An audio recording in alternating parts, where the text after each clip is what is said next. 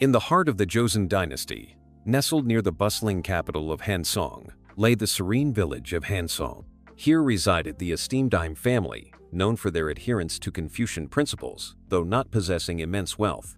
Im Champhan, the patriarch, and his wife, Lady Im, cherished their only daughter, Chae-rin, whose beauty was as radiant as the morning dew on a lotus petal. Her eyes, shaped like a phoenix's, held a spark of intelligence and a hint of defiance, while her raven hair cascaded down her back like a silken waterfall. At 18, Chae-rin possessed a grace that belied a subtle stubbornness, a quiet strength that yearned for a love, true and deep. But the rigid customs of Joseon society cast a long shadow. Im Champhan, eager to elevate his family status, arranged Chae-rin's marriage to the aging and corpulent magistrate of a neighboring province, a man whose wealth was as vast as his cruelty was rumored. Chae-rin, her heart heavy with despair, voiced her objections, but her pleas fell on deaf ears, bound by the unyielding decree of filial piety. Her only solace was Yeonhwa, her loyal and ever-present attendant. Yeonhwa, a year younger, possessed a gentle beauty, her features soft and comforting. She listened patiently to Chae-rin's woes, offering whispered words of comfort and unwavering support. A silent, unspoken love for another bloomed in Yeonhwa's heart, a love she knew could never be. Into this web of duty and desire stepped Choi Seung-jo, a renowned Mudang shaman whose reputation for divining the future and appeasing spirits preceded him. He was a man of seemingly impeccable piety, his robes flowing, his voice resonating with authority. Yet, beneath this veneer of righteousness lurked eyes that gleamed with avarice and a smile that hinted at a sinister cunning. Invited to perform a reading for Chae-rin, he was immediately captivated by her beauty, a dark desire taking root in his twisted heart. Seung-jo, with honeyed words and fabricated prophecies, declared Chae-rin's fate to be cursed. He proclaimed that she was afflicted by Sal, a malevolent energy that would bring misfortune to any husband. The only remedy, he insisted, was a ritual of purification to be performed at his secluded mountain shrine, dedicated to the Sanshin, mountain spirit. Im Champhan and his wife, gripped by fear and superstition, readily agreed, oblivious to the web of deceit being woven around their precious daughter. Yeonhwa, her intuition screaming warnings, harbored deep suspicions, but her voice, as a mere servant, held little weight. The preparations for the journey began. Chae-rin, trapped between duty and despair, felt a growing sense of dread. Yeonhwa, her heart heavy with foreboding and a desperate resolve, hatched a secret plan, a silent vow to protect her beloved mistress, even at the cost of her own safety. This act of selfless loyalty will change the course of their lives forever. The day of departure arrived, a somber pall cast over the Im household. Chae-rin, adorned in ceremonial robes, was led to a palanquin, its curtains obscuring her from view. The procession, led by Choi Seung-jo, wound its way through the village and towards the looming mountains. Unbeknownst to all but two, a crucial exchange had taken place under the cover of darkness. Yeonhwa, cloaked in Chae-rin's finery, sat within the palanquin, her heart pounding with a mixture of fear and determination. Chae-rin, disguised in Yeonhwa's simpler attire, had slipped away, her escape aided by a trusted stable boy, loyal to Yeonhwa. As the procession climbed the winding mountain path, a band of brigands, notorious for their ruthlessness, emerged from the dense foliage. They were a motley crew, their faces hardened by a life of crime, their eyes glinting with predatory greed. The palanquin bearers, terrified, scattered, leaving the ornate carriage vulnerable. The brigands, expecting a wealthy merchant or nobleman, descended upon their prize. Inside the palanquin, Yeonhwa braced herself, her slender frame trembling, but her spirit resolute. She would face whatever came, buying Chae-rin precious time to escape. The curtains were ripped open, revealing not the expected riches, but a young woman, her beauty undeniable even in her fear. Meanwhile, Chae-rin, navigating the treacherous mountain terrain, her disguise offering a small measure of protection, stumbled upon a hunting party. Leading the group was Li Huan, a prince of the royal court, though not the designated crown prince. He possessed a noble bearing, his tall frame exuding strength and authority. His eyes, sharp and intelligent, held a warmth that contrasted with the aloof demeanor expected of his station. He was known for his skill in archery and swordsmanship, but also for his compassion, a trait often overlooked in the ruthless world of court politics. Hwan, noticing the distressed figure fleeing through the undergrowth, immediately sensed something amiss. He ordered his men to halt, his gaze fixed on Chae-rin.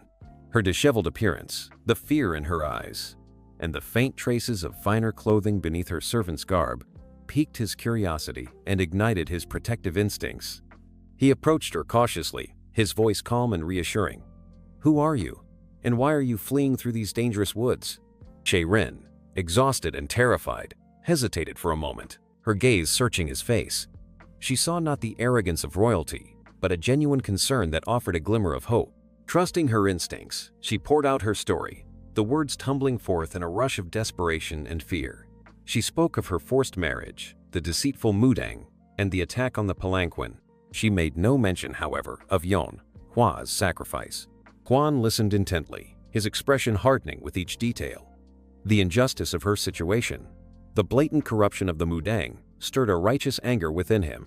He admired her courage, her refusal to succumb to a fate imposed upon her. He saw in her not just a beautiful woman, but a spirit kindred to his own, a soul yearning for freedom and justice. He realized at that moment that he had been going through life performing the motions expected of a prince, with no true desire or drive. Chae-rin had awoken something within him. "I will help you," he declared, his voice firm with resolve. "No one should be forced into a marriage against their will, and that deceitful shaman will answer for his crimes." He ordered his men to secure the area and investigate the abandoned palanquin. Chae-rin, overwhelmed with relief and gratitude, found herself drawn to his strength and kindness. A spark of something deeper, something forbidden, ignited within her heart. This, too, burned within the prince. Hwan brought Chae-rin to his private residence, a secluded villa nestled within the palace grounds of Cheongdae-gung. It was a place of tranquility, far removed from the intrigues of the court. He ensured she was cared for, providing her with comfortable clothing and nourishing food. He treated her not as a subject, but as an equal, engaging her in conversation, listening to her thoughts and dreams. As the days passed, their connection deepened. They shared stories, laughed, and debated.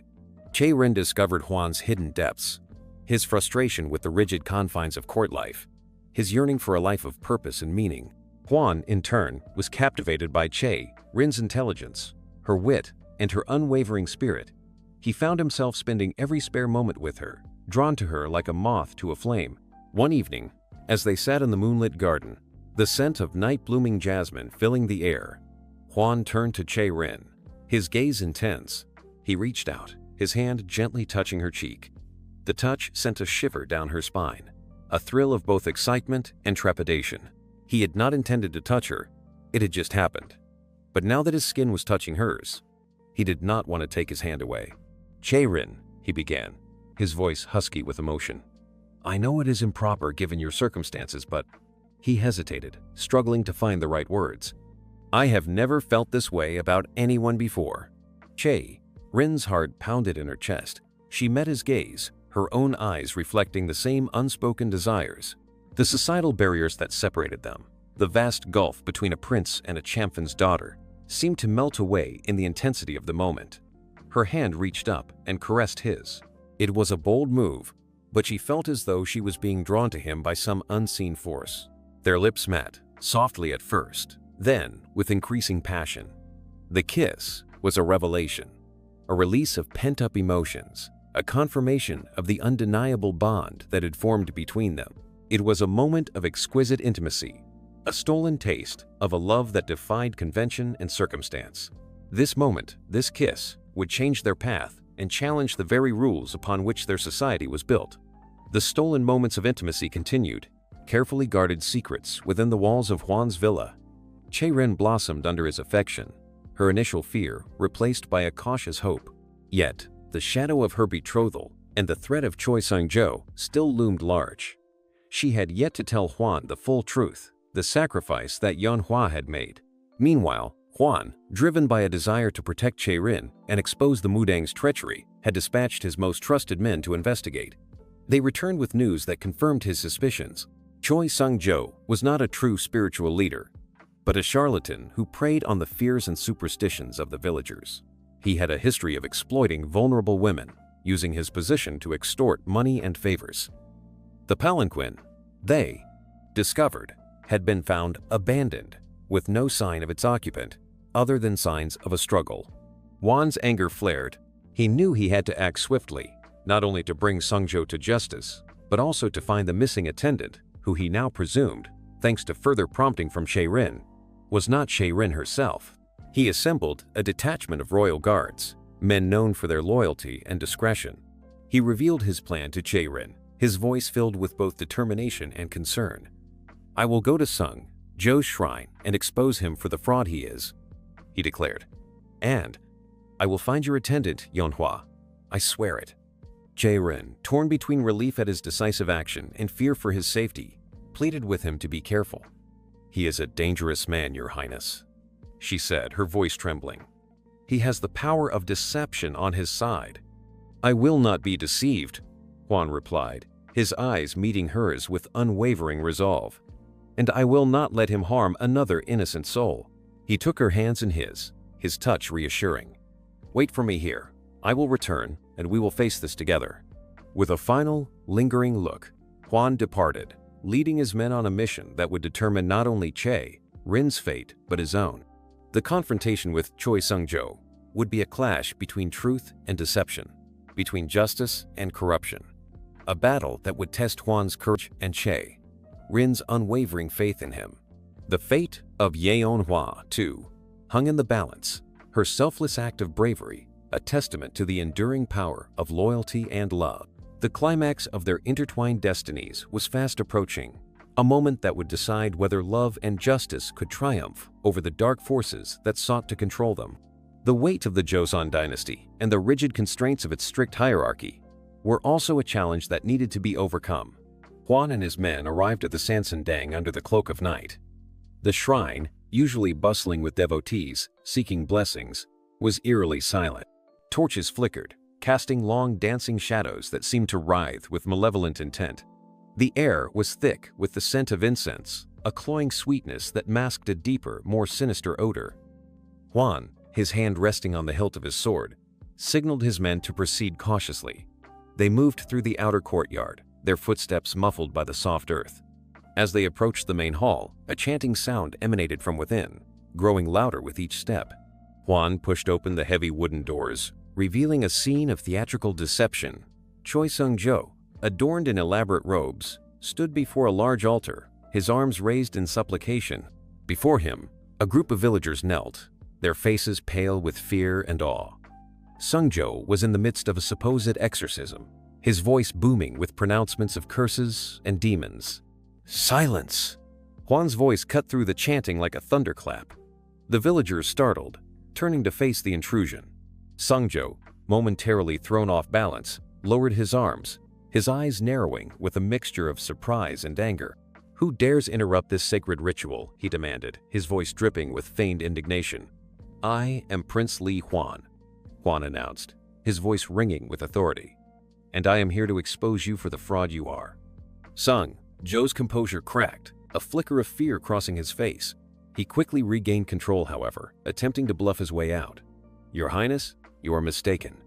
I am a humble servant of the spirits, performing a necessary service for these troubled souls." "You are a liar and a thief," Hwan countered, his gaze unwavering. "You prey on the vulnerable, exploiting their fears for your own gain. You have been reported, and the stories of your misdeeds are numerous and consistent." He gestured to his men. "Seize him!" The guards moved forward, but Seung-jo, with a surprising display of agility, leaped back, pulling a hidden dagger from his robes. "You will not take me," he shrieked, his voice now laced with desperation. He lunged at Hwan, the dagger aimed at his heart. Hwan, prepared for such an attack, sidestepped the blow and drew his own sword. The clash of steel echoed through the hall. The villagers scattered, screaming in terror. The fight was swift and brutal. Seung-jo, despite his desperation, was no match for Hwan's skill and training. Hwan disarmed him with a deft maneuver, his sword point pressing against the shaman's throat. "Where is she?" Hwan demanded, his voice cold and menacing. "Where is the young woman who was taken from the palanquin?" Seung-jo, defeated and terrified, stammered. She holding cell beneath the shrine. I was going to." Before he could finish his sentence, a piercing scream echoed from the depths of the shrine. Hwan, his heart pounding with dread, ordered his men to secure Seung-jo and follow him. They descended a narrow, winding staircase, the air growing colder and damper with each step. The scream had come from a small stone cell, its door secured with a heavy iron bar. Hwan ripped the bar away, throwing the door open. Inside, huddled in a corner, was Yeonhwa. She was bruised and battered, but alive. She looked up at Hwan, her eyes wide with a mixture of fear and relief. "Your Highness?" she whispered, her voice hoarse. "I am here to rescue you," Hwan said, his voice filled with relief. He helped her to her feet, supporting her as they made their way back up the stairs. Seung-jo was bound and dragged before the villagers, his deception exposed for all to see. He was stripped of his robes, his power and authority shattered. He would be taken to the capital to face justice for his crimes. Hwan, with Yeonhwa safely by his side, returned to the villa where Chae-rin awaited him. The reunion was emotional, filled with tears of relief and gratitude. Chae-rin embraced Yeonhwa, thanking her profusely for her selfless bravery. The truth of Chae-rin's identity in her forced betrothal was revealed to Hwan's father, the king, a stern and inflexible ruler. Initially, the king was furious at the deception and the breach of protocol. However, Hwan, with Chae-rin and Yeonhwa by his side, pleaded his case, speaking of Chae-rin's virtue, her courage, and the injustice she had faced. He also spoke of his own love for her, a love that transcended social barriers and defied convention. The king, moved by his son's impassioned plea and impressed by Chae-rin's intelligence and grace, relented. He annulled Chae-rin's betrothal to the corrupt magistrate and, in a stunning decree, granted permission for Hwan and Chae-rin to marry. The wedding was a grand affair, celebrated throughout the kingdom. Chae-rin, radiant in her bridal finery, finally found the happiness she had so desperately sought. Li Hwan, his love for her a beacon of hope, had found his purpose, his spirit renewed by her unwavering strength. Yeonhwa, her loyalty rewarded, was appointed as a lady-in-waiting, her position in the court secured. The tale of Chae-rin and Li Hwan became a legend, a testament to the power of love, courage, and the enduring triumph of good over evil. It served as a reminder that even within the rigid confines of tradition, hope could blossom, and that true love could conquer all, even the seemingly insurmountable barriers of social class and the dark forces of deception.